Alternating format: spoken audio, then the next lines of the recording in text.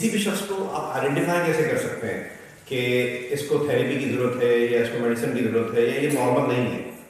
देखिए, एक ऐसा इंसान जो, अगर हम बाइपोलर को ही लेके चलें, जो किसी वक्त एक्सेसिव एनर्जी रखता है अपने अंदर, शायद उसको 2 घंटे से ज़्यादा सोने की ज़रूरत नहीं पड़ रही है, बहुत ज़्यादा बात कर रहा है टू द पॉइंट कि दूसरे की सुन नहीं रहा, या ऐसे डिसीजंस लेना शुरू हो गया अपनी रोज़मर्रा की ज़िंदगी में जो ख़तरनाक हो सकते हैं।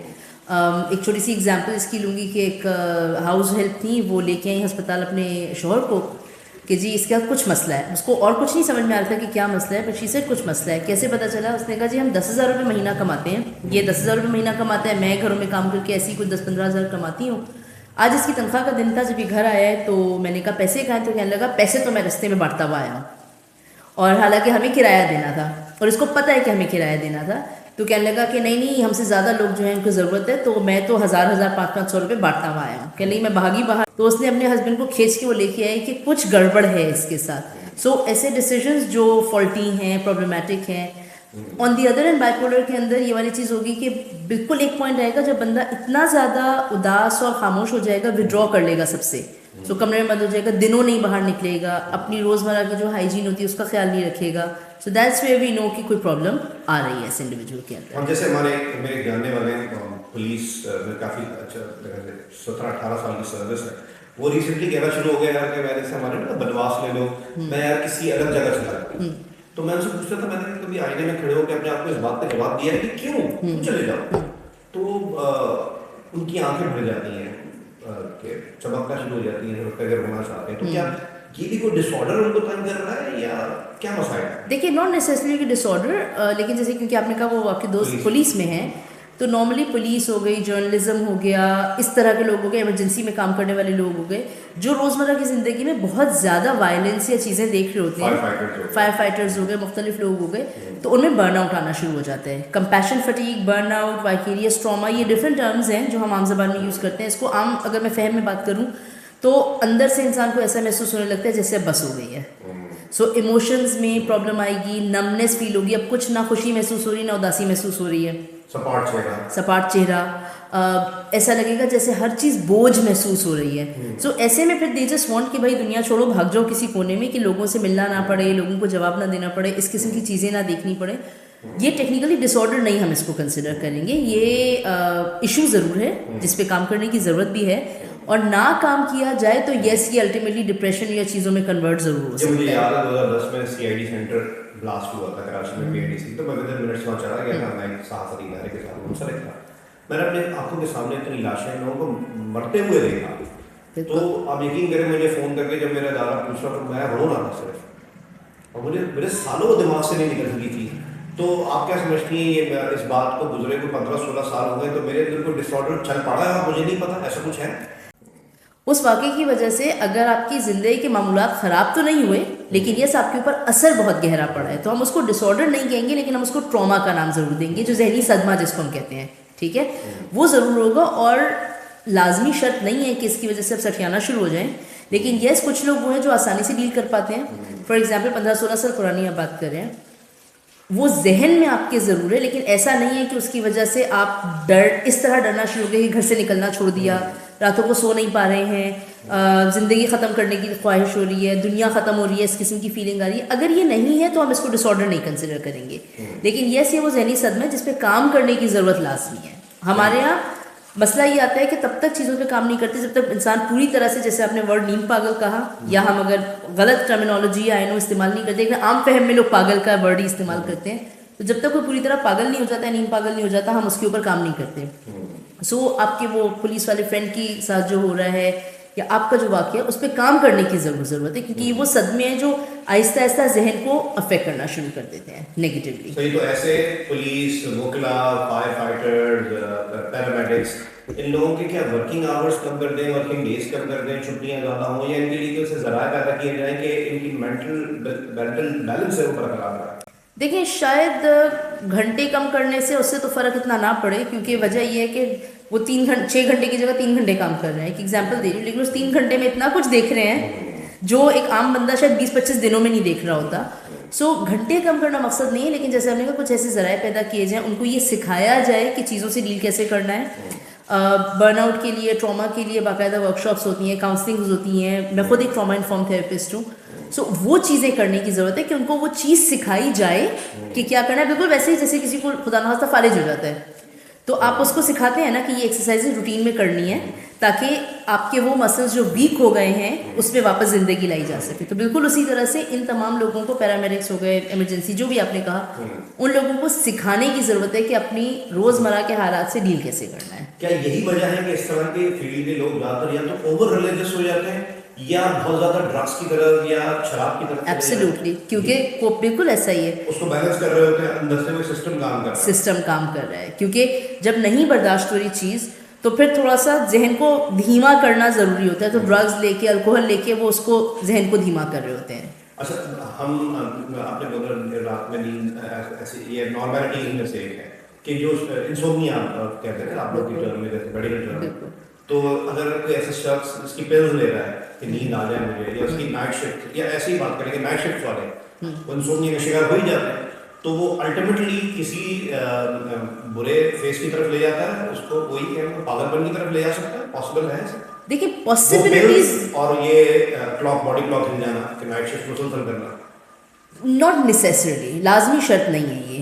वो पागलपन की तरफ या जहनी दबाव की तरफ या परेशानी की तरफ लेके जा सकता है अगर उस नाइट शिफ्ट के साथ साथ या उन पिल्स देने के साथ साथ बाकी हालात भी ख़राब हो रही हैं। क्योंकि देखिए दो चीज़ों का कॉम्बिनेशन होता है। यूजुअली अगर हम डिसऑर्डर्स की बात करें, जेनेटिक्स कि आपकी लीनिएज में क्या चीज़ रन कर रही है, जेनेटिक्स का, डिप्रेशन का भी बहुत स्ट्रॉन्ग कॉम्पोनेंट है, एंग्जाइटी का, स्किज़ोफ्रेनिया का, साइकोसिस जिसको हम पागलपन कहते हैं आम फहम में, उसका या बाइपोलर का जेनेटिक कॉम्पोनेंट बहुत ज़्यादा है, लेकिन साथ में एनवायरनमेंट का भी एक रोल होता है। सो लाजमी शर्त नहीं है कि हर वो बंदा जो नींद की दवा ले रहा होगा या हर वो बंदा जो नाइट शिफ्ट पे होगा उसको कुछ ना कुछ होना ही है। अगर वो बाकी औकात में अपनी चीज़ों को डील करना सीख चुका है या सीख कर सकता है, फॉर एग्जाम्पल एनवायरनमेंट बहुत सपोर्टिव है उसकी, ठीक है, सोशल सिस्टम बहुत सपोर्टिव है, तो ज़रूरी नहीं है कि वो किसी प्रॉब्लम की तरफ जाए। एनवायरनमेंट की हमने बात की, कराची शहर में हम रह रहे हैं, तो जब हम खड्डे, लॉ एंड ऑर्डर, छीना झपटी, पोल्यूशन, फिर बाकी चीज़ें, वो ज़्यादतियाँ जो रोड्स पर होती हैं या इदारों में होती हैं, ये सब चीज़ें मिल के, आप तो नेशन वाइड चीज़ों को देखती होंगी, इंटरनेशनली भी देखते होंगी आप, तो आपको क्या लगता है इस शहर के लोग, जिस तरह हम कराची में बैठे हैं, यहाँ के लोग पागलपन का ज़्यादा शिकार हो रहे हैं या ये नेशन वाइड मसला है? पहली बात तो मैं वर्ड पागलपन का नहीं, मैं वर्ड दबाव का इस्तेमाल करूँगी। हाँ, जहनी दबाव, जहनी दबाव, क्योंकि जहनी दबाव इस सब नहीं, क्योंकि देखिए पागलपन तो एक डिसऑर्डर है ना। बहुत से लोग ऐसे हैं जो उस पागलपन की हद तक नहीं जाते, लेकिन यस कॉन्स्टेंट दबाव का शिकार बिल्कुल है। और सर उसका ताल्लुक कराची से नहीं है। एंग्जाइटी का शिकार हो सकते हैं एट टाइम्स, डिप्रेशन का शिकार हो सकते हैं, सिवियर स्ट्रेस का शिकार हो सकते हैं, एडजस्टमेंट इश्यूज़ का शिकार हो सकते हैं। तो ये तमाम चीज़ों का शिकार बिल्कुल तमाम लोग होते हैं और उसका ताल्लुक सिर्फ कराची से नहीं है। लेकिन यस हम ये ज़रूर कह सकते हैं कि कराची या कोई भी ऐसा मेट्रोपॉलिटन सिटी जहाँ पे इतने ज़्यादा मसाइल हों तो वहाँ प्रोबेबिलिटी बढ़ जाती है। क्योंकि अगर एक ऐसा इंसान ऐसी जगह रह रहा है जहाँ पे हवा खुली है, अच्छी है, खाने पीने की चीज़ें ज़्यादा प्योर हैं, तो यस इन्वायरमेंट अच्छी है, तो उसका पॉसिबिलिटी ज़रा कम होगी, इसकी प्रोबेबिलिटी ज़्यादा होगी कराची जैसे शहर में रहने वाले की। फैमिली सपोर्ट इस चीज़ में काम करती है, प्यार मोहब्बत बहुत ज़्यादा काम करता है, मेडिसिन से ज़्यादा काम करता है। जहाँ डिसऑर्डर नहीं है वहाँ पे मेडिसिन से ज़्यादा काम ज़रूर करता है, लेकिन ये यूँ समझिए कि अगर कोई चीज़ नहीं हुई है अभी तो रोकने में ज़रूर काम करेगा। बिल्कुल वैसे ही जैसे आजकल वायरल इन्फेक्शन बहुत चल रहा है, अगर आपकी इम्यूनिटी अच्छी है इन द फर्स्ट प्लेस तो वायरल इन्फेक्शन होने के चांसेस कम हो जाएंगे। लेकिन अगर एक दफ़ा हो चुका एंड लेट्स से कोई ऐसा इन्फेक्शन है जिसमें दवा की ज़रूरत है तो फिर दवा लेनी पड़ेगी। सो फैमिली का अच्छा होना, सपोर्टिव होना, सोशल एनवायरनमेंट का अच्छा होना प्रिवेंटिव काम बिल्कुल करता है। लेकिन वहाँ जहाँ पे अगर न्यूरोट्रांसमीटर्स ब्रेन के, आपने नींद पागलपन की बात की, कंप्लीट पागलपन का अगर हम लफ्ज़ इस्तेमाल करें, साइकोसिस जिसको टेक्निकल ज़बान में कहते हैं, जहाँ रियलिटी कॉन्टेक्ट एक दफ़ा ब्रेक हो गया या ब्रेक होने की नहज पे आ गया तो वहाँ हमें दवाओं की ज़रूरत पड़ती है। तो वहाँ पर कॉम्बिनेशन चलता है, फैमिली की सपोर्ट और दवा, क्योंकि दवा भी वहाँ पे बिना फैमिली सपोर्ट के अकेले काम नहीं करेगी। अच्छा, आपके यहाँ पेशेंट्स आते होंगे, फिल्मों में देखते हैं कि जी साथ डॉक्टर के सामने बैठ के वो पूरी पूरी कहानी सुना रहे, तो आप कहानी सुनती होंगी लोगों की, फिर इलाज जाने की तरफ जाते होंगे, तो कोई ऐसी चीज़ देखी है हमारे फैमिली सिस्टम में भी, कोई ऐसी चीज़ है जो लोगों को इस तरफ ले जा रही कि लोग जहनी उलझनों का, दबाव का शिकार हो? बिल्कुल। फॉर एग्जाम्पल क्या? सबसे बड़ी चीज़ कंपैरिजन आजकल, पैसों का, हर चीज़ का, पैसों का से लेकर, आराइशों से लेकर, खूबसूरती से लेकर, क्योंकि सोशल मीडिया का जब से इंडक्शन बहुत ज़्यादा हुई है हम बहुत सारी चीज़ें रील्स पे देख रहे होते हैं जो रियलिटी बेस नहीं होती, ठीक है, फिल्टर लगे हुए हैं। सो जो लोग सोशल मीडिया को देख रहे होते हैं उस रियलिटी को हकीकत मान लेते हैं, उस फिक्शन को मुझसे हकीकत मान लेते हैं। उस कंपैरिजन में सामने वाला मुझसे ज़्यादा कमाता है, सामने वाला मुझसे ज़्यादा खूबसूरत है, उसके पास ज़्यादा पैसा है, वो वर्ल्ड टूर ज़्यादा कर रहा है, डिफरेंट चीज़ें। तो जो कंपैरिजन है वो बहुत बड़ा एक रोल प्ले कर रहा है लोगों को प्रॉब्लम क्रिएट करने में। दूसरी बात है एक्सेप्टेंस एंड कम्युनिकेशन। हमारे घरों में बातचीत बंद हो गई है। बाप बेटे से बात नहीं कर रहा, माँ बेटी से बात आप नहीं कर रही, अगर शौहर थोड़ा बीवी- याद करें, आज से 10-15 साल पीछे ज़रा जाइए, आई एम वेरी श्योर आपके घरों में भी होता होगा, हमारे घर में अल्हम्दुलिल्लाह अभी तक तो है ये सिस्टम कि जी रात के खाने पे सब लोग साथ बैठे हुए हैं। अगर सब साथ नहीं है तो कम से कम जितने लोग मौजूद हैं वो साथ बैठेंगे और वो पूरे दिन की बातचीत होगी, सब कुछ होगा। लेकिन अब ये चीज़ बहुत कम है। सो उस कमी की वजह से ये होता है कि जो जिसको आम फहमी के दिल का बोझ हल्का हो जाता था एक दूसरे से बात करके। जॉइंट फैमिली सिस्टम बहुत बड़ी एक सपोर्ट था, क्योंकि आपके पास जब मुख्तलिफ लोग होते हैं किसी एक से ज़्यादा अच्छी बनती है, अकेलेपन का एहसास नहीं था। ये तमाम चीज़ें ऐसी हैं जो इन प्रॉब्लम्स को एग्जैसिबेट कर रही हैं। सही। अच्छा, मशहूर शख्सियत से कंपैरिजन की बात तो कर रहे हैं, कभी कोई डिप्रेशन का शिकार मशहूर शख्सियत आपके पास आई ना? मशहूर नाम शख्सियात नहीं पूछ रहा, लेकिन नहीं नाम तो फिर हम ऑफ कोर्स नहीं बताएंगे। यस, मशहूर शख्सियात भी आती हैं, किस इंडस्ट्री से? किसी भी इंडस्ट्री से हो सकती हैं। आप कुछ तो मशहूर शख्सियात वो हैं जिनका नाम मैं भी नहीं लूँगी, लेकिन वो पब्लिकली अपना बताती हैं। Media faces? मीडिया फेसेस ज़्यादा, क्योंकि अगेन वही वाली बात है कि नहीं, वो किस फेज में आते हैं? जब उनका टाइम रोज खत्म हो रहा होता है उस फेज में आते हैं? ज़रूरी नहीं है। अच्छा। उस टाइम पे तो बिल्कुल होता है, डिप्रेसिव फीचर्स आना शुरू होते हैं उस टाइम पे। जैसे बिल्कुल वैसे ही एक आम बंदा जब रिटायरमेंट की तरफ जा रहा होता है तो अब लगता है कि अब क्या करना है, ठीक है। सो बिल्कुल उसी तरह से जो मीडिया पर्सनल्स भी हैं, वो जब उनका रूज ख़त्म हो रहा होता है उस वक्त तो बिल्कुल वो आते हैं, लेकिन एट टाइम्स अपनी पीक पे भी आते हैं। पीक पे इसलिए आते हैं, अगेन कंपैरिजन उस पीक वाले बंदे को क्या कंपैरिजन खड़ा हुआ चोटी पे? देखें मसला ये होता है कि जब हम अपवर्ड कंपैरिजन करते हैं ना तो कोई ना कोई तो हमसे ऊपर हमेशा रहेगा, हाँ, ग्लोबली कोई हो सकता ठीक है। मैं एक साइकोलॉजिस्ट हूँ, 15 साल का मेरा एक्सपीरियंस है। There will always be somebody जो मुझसे ज़्यादा क्लिनिक कर रहा है, मुझसे ज़्यादा वर्कशॉप्स करवा रहा है, ठीक है। सो हमेशा एक अपवर्ड कोई ना कोई मौजूद होगा।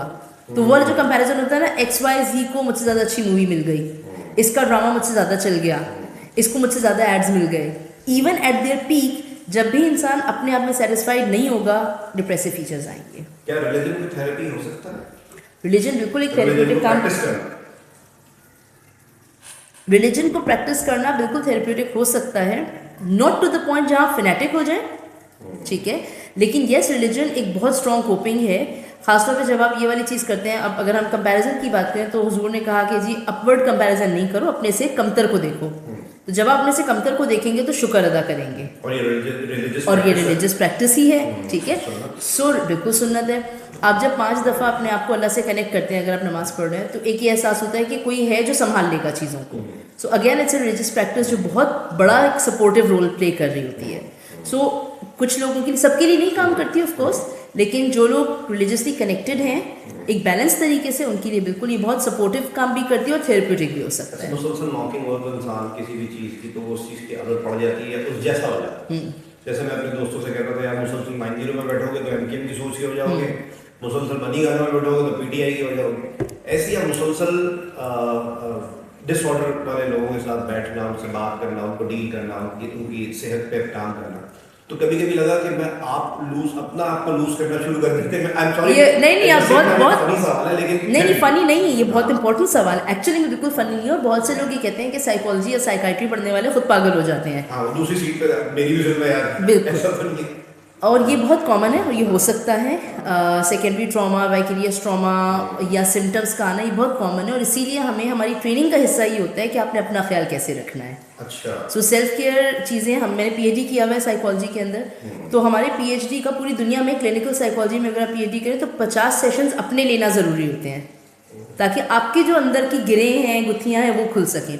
सो लाइकवाइज जब आप ऑनगोइंग थेरेपीज़ और क्लाइंट्स को देख रहे होते हैं तो लाजमी होता है कि आप ऑन डेली बेसिस या वीकली बेसिस या जिस भी तरह से आपको सूट करे अपनी सेल्फ केयर प्रैक्टिस ज़रूर करें, वरना बिल्कुल जहन पे असर हो सकता है। अच्छा, आप क्या रेकमेंड करेंगी कि हुकूमत को, हमारी रियासत को, जैसे थैलेसीमिया का टेस्ट होता है, ऐसे शादी से पहले डिप्रेशन का मरीज है नहीं है, लड़का है लड़की, क्योंकि शादियाँ बहुत टूट रही हैं, मेरे ख्याल से इसकी एक वजह यही है, मेरा ख्याल है। तो ऐसी तो कानून साजी होनी चाहिए कि भाई जहाँ थैलेसीमिया और बाकी मेडिकल टेस्ट हो वहाँ मेंटल डिसऑर्डर का भी चेक करवाया जाए। बड़ी कंट्रोवर्शियल सी बात है, हो जाए तो बहुत अच्छा है। नॉट जस्ट डिप्रेशन, क्योंकि डिप्रेशन इतना बड़ा प्रॉब्लम नहीं है as such, to be very honest, because depression के लिए आपके पास मेडिसिन और साथ में थेरेपी अगर चल रही हो तो बंदा डिप्रेशन से निकल सकता है। और डिप्रेशन इज समथिंग जो हाइपोथायरॉयडिज्म की वजह से भी सिम्टम आते हैं, विटामिन डी की कमी की वजह से भी सिम्टम आ रहे होते हैं, तो उसका इतना बड़ा प्रॉब्लम नहीं है। लेकिन ये साइकोसिस की जहाँ हम बात करते हैं, अगेन हम बार बार शायद टर्म अच्छी इस्तेमाल नहीं कर रहे, लेकिन आम जबान में लोग जो इस्तेमाल करते हैं वही यूज़ करना है, कि जो टिपिकल पागलपन होता है कि जहाँ पे आपको ये फ़र्क ख़त्म हो जाए कि रियलिटी क्या है और फिक्शन क्या। आप मेरे सामने बैठे हैं, एक रियलिटी है, मुझे पता ही ना हो जो सामने बैठा है वो सचमुच में है या वहम है मेरा, या जहन में कोई ऐसी सोच आए। अक्सर वक़्त हम सुन रहे होते हैं कि जी मैंने अपने बीवी बच्चों को मार दिया क्योंकि मुझे अल्लाह ताला ने कहा था, ठीक है। सो अब इस किस्म की जो इलनेस होती है, बिल्कुल, तो जो ये वाली चीज़ है ना, इसका डेफिनेटली अगर टेस्टिंग पहले हो सके तो ये बहुत अच्छा है, क्योंकि हमारे यहाँ अनफॉर्चुनेटली हर मसले का हल कहते हैं जी शादी करा दो ठीक हो जाएगा। इन एक्चुअलिटी बहुत सी चीज़ें शादी की वजह से और ख़राब हो जाती हैं। इस सवाल मैंने आपसे ये भी पूछा कि मैं शेल्टर होम गया, वहाँ एक लड़की इस चीज़ का शिकार थी और उसकी थेरेपीज और मेडिसिन वगैरह हो रहे थे, और उसकी एक बच्ची पैदा कर दी गई, और मेरे ख्याल से उसके माँ बाप का यही कहना था कि शायद की शादी हो जाएगी तो सही हो जाएगा। जो लड़की निकाह पे अपना कंसेंट ही ना दे सके तो ये तो बिलजबर हो गया अपनी शादी के साथ। तो इस वजह से घर बदे क्योंकि वैसे कानून साजी होगी तो शायद हमारा रिलीजियस जो एस्पेक्ट है वो भी है, वो उठेंगे नहीं, ये क्यों हो रहा है, तो खैर दूसरी मसाइल भी तो जारी है चीज़। अच्छा, किस क्लास के लोग ज़्यादातर आते हैं आपके पास, किस एज ग्रुप के ज़्यादा आते हैं? देखें क्लासेस तो सारी ही हैं, अपर क्लास, मिडिल क्लास और आपका जो लोअर क्लास है, तीनों ही तबके हैं।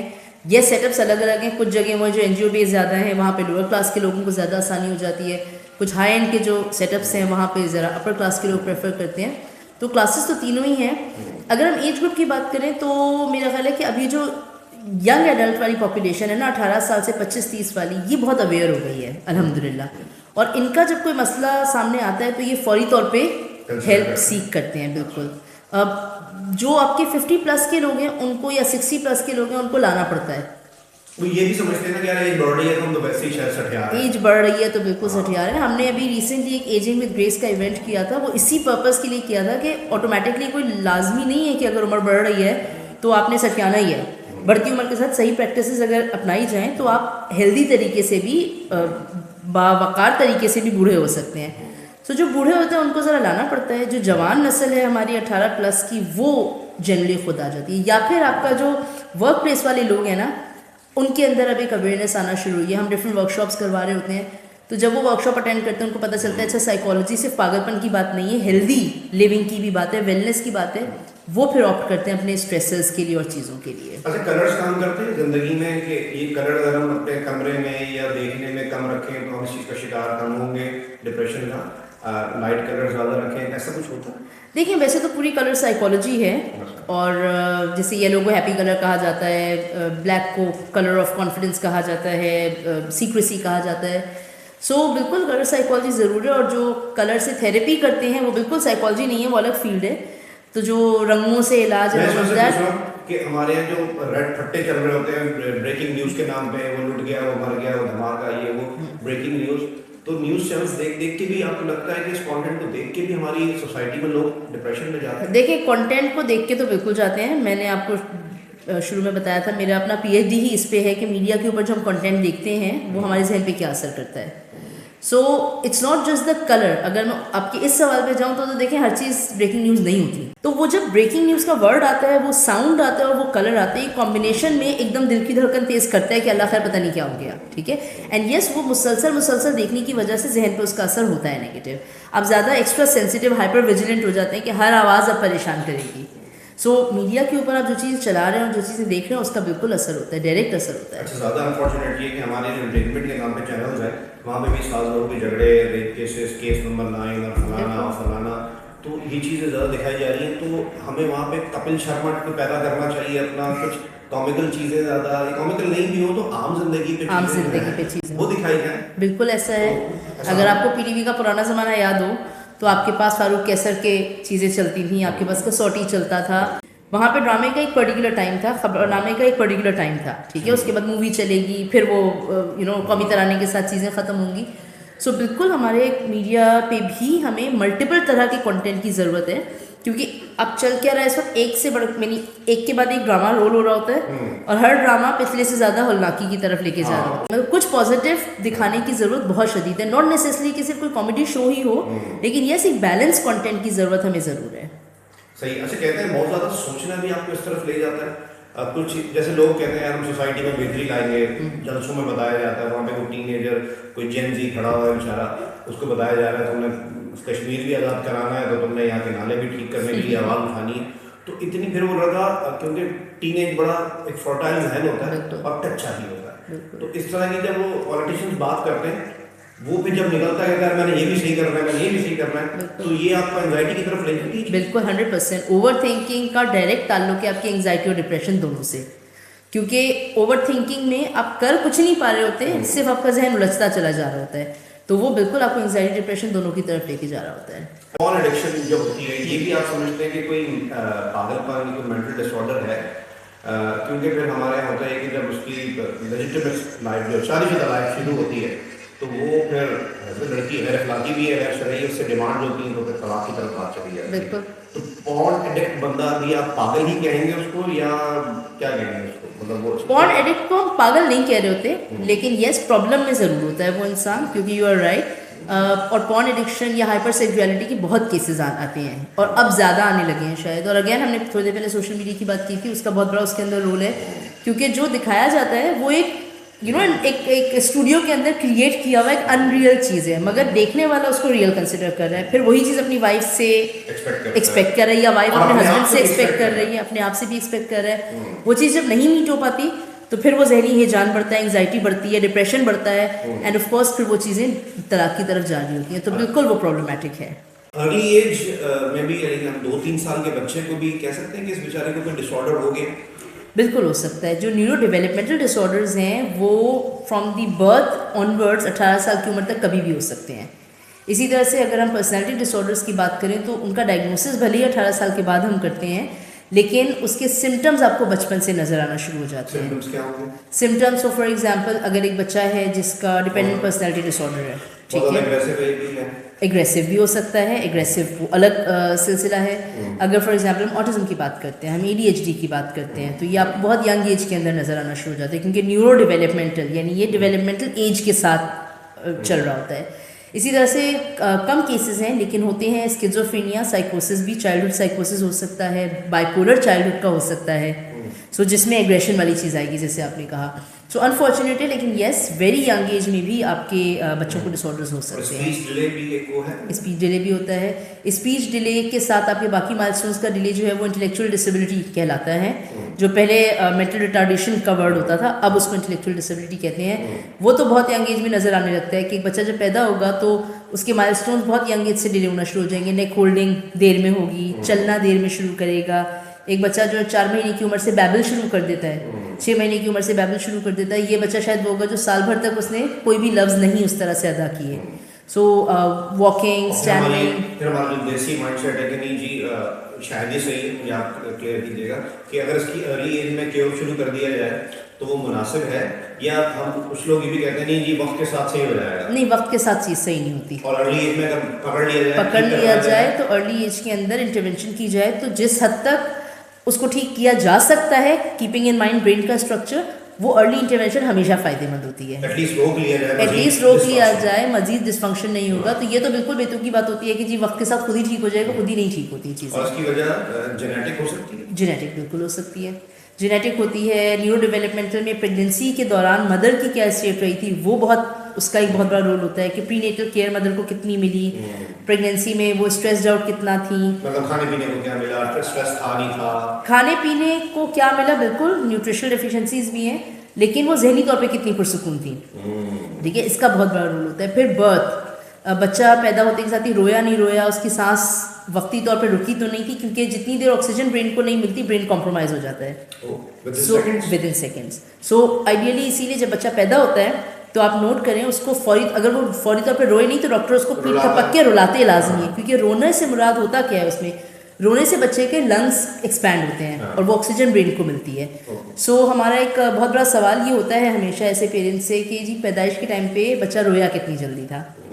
इसी तरह से अगर फोर्सेप बर्थ हो रही है, ब्रीच बर्थ है, तो उसमें तो बहुत टूल लग जाएगा। कच्चा होता है ना जहन, एग्जैक्टली जो स्ट्रक्चर है वो बहुत कच्चा होता है, तो कोई टूल तो नहीं लगा, वो तमाम चीज़ें। फिर इसी तरह से बहुत यंग एज के अंदर अगर बहुत हाई फीवर होता है बच्चे को, किसी को बहुत हाई ग्रेड फीवर हो और फिट्स अगर पड़ने लगे हो, इतना हाई ग्रेड था कि फिट्स आने लगे, तो उसमें हमें फिर नज़र आता है कि वो 3-4 साल की उम्र पे जाके सिम्टम्स आना शुरू हो जाते हैं। सही है। और छोटी एज में बच्चे को खेलते हुए, जैसे बहुत लोग चंद लोग बिठा रहे हैं बच्चे को, बैठना सीख रहे हैं और कोई इंजरी हो गई, सर पे लग गई, तो उसकी वजह से भी कोई इसकी डिसऑर्डर वजह से बिल्कुल हो सकता है, क्योंकि जो इतने भी न्यूरो डेवलपमेंट डिसऑर्डर्स हैं या इस किस्म के, जैसे आपने इंजरी की बेस पे कहा, ये ब्रेन ट्रॉमा की वजह से होते हैं। सो ब्रेन का स्ट्रक्चर अगर इतना हिट हुआ है कि वो वहाँ से उसमें से ब्लीड हो गया या वो उस पार्ट वो पार्ट डेड हो गया, मुकम्मल तौर पे नहीं लेकिन कॉम्प्रोमाइज़ हो गया वन वे और दी अदर, तो बिल्कुल हो सकता है। और डोमेस्टिक प्रॉब्लम बच्चे के माइंड पर असर करते हैं डिसऑर्डर बहुत बहुत अच्छी माँ तरह से, चीखता है, माँ को मारता है या माँ चीखती है। बहुत बच्चों में एंजाइटी बहुत सिवियर होती है। आप नोट करें, कभी कभी स्कूल से कंप्लेन आना शुरू होती है कि जी ये बच्चा पहले बिल्कुल सही था,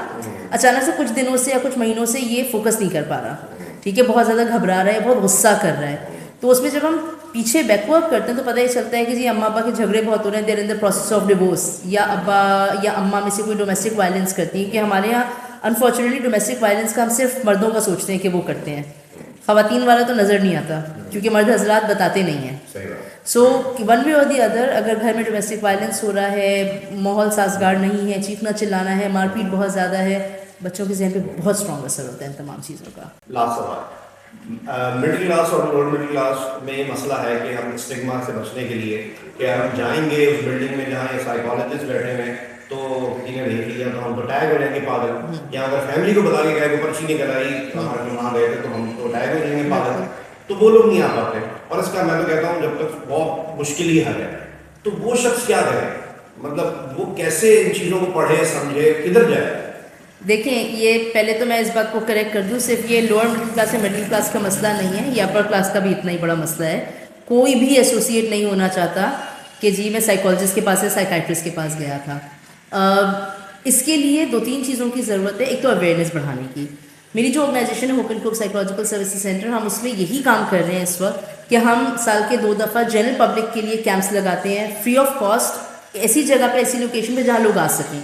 तो जब वो आते हैं कुछ ऐसी चीज़ें सीख के जाते हैं जो उनकी ज़िंदगी में बेहतरी ला सके, अवेयरनेस होती है, उनको अंदाज़ा होता है ओके यू नो साइकोलॉजी का मतलब पागलपन या स्टिग्मा नहीं है। हमने एक यूट्यूब चैनल भी शुरू किया इसी मकसद से कि जिसमें पाकिस्तानी आवाम को उर्दू में कंटेंट ऐसा मिल सके जिससे उनको आइडिया, बिकॉज साइकोलॉजी या साइकाइट्री हर किसी ने नहीं पढ़ी हुई होती।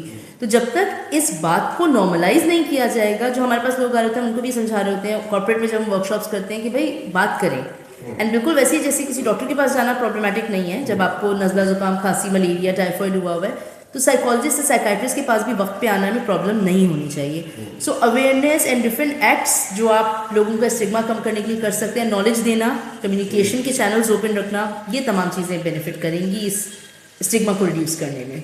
बहुत बहुत शुक्रिया डॉक्टर फरिया, बहुत सारा Thank you, sir. बहुत गाइडेंस मिली होगी लोगों को। जज़ाक, थैंक यू।